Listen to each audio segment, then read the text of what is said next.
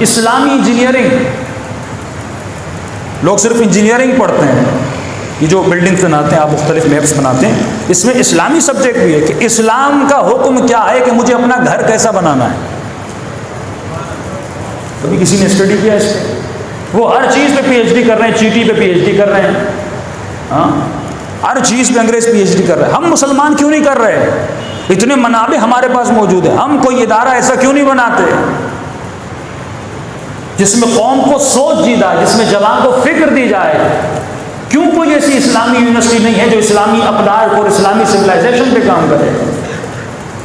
اب دو روایتیں آپ کو سناؤں۔ معصوم فرماتے ہیں جو میاں بیوی کا کمرہ ہو، جو روم ہو، ظاہر ہے میاں بیوی کی ایک نجی زندگی ہے، ایک ان کی اپنی انفرادی زندگی ہے، ان کا اپنا ایک تعلق ہے، تو فرمایا میاں بیوی جب آپس میں تعلق بناتے ہیں، ان کے ہنسنے کی آواز بھی بچے کو سنائی نہ دے۔ اگر یہ بچہ میاں بیوی کی آواز بھی سن لے، بڑا ہو کے ہی گنہگار بن سکتا ہے۔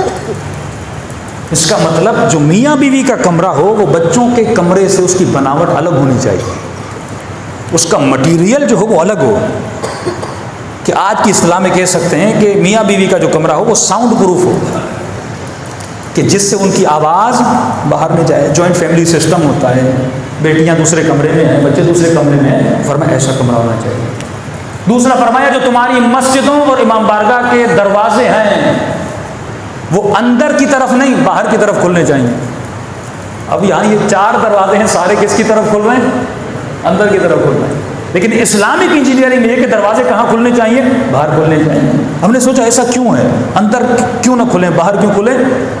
تو ایران میں ایک مسجد میں واقعہ ہوا، لوگ کھچا کچ امام حسین کی مجلس یا کوئی مجلس تھی، بیٹھے ہوئے تھے، اچانک مسجد میں آگ لگ گئی، کوئی واقعہ ہوا۔ یہ قانون سیفٹی ہے، آسٹریلیا میں جب گھر بنتے ہیں تو وہاں پہ ایک الگ قانون ہے، سیفٹی کا قانون، کہ ایون جو آپ سیڑھیاں بناتے ہیں اس میں 1 انچ کا بھی فاصلہ ہو آپ کے گھر کو ریجیکٹ کر دیتے ہیں۔ کہا کیوں؟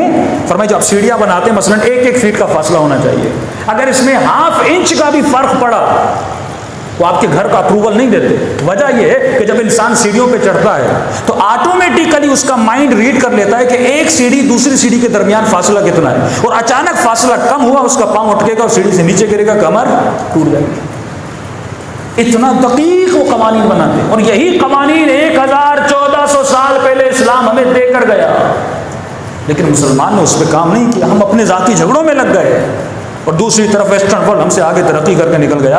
تو اس مسجد میں آگ لگی، اور جیسے آگ لگی تو لوگوں نے کہاں بھاگنا شروع کیا؟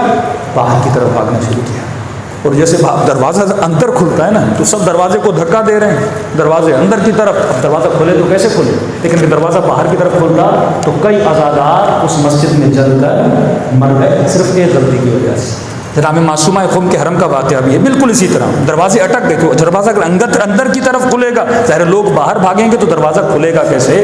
تو اگر انسان غور و فکر کرے، اسلام تمہاری دنیا کو بچانے کے لیے بھی آیا، اسلام تمہاری آخرت کو بچانے کے لیے بھی آیا۔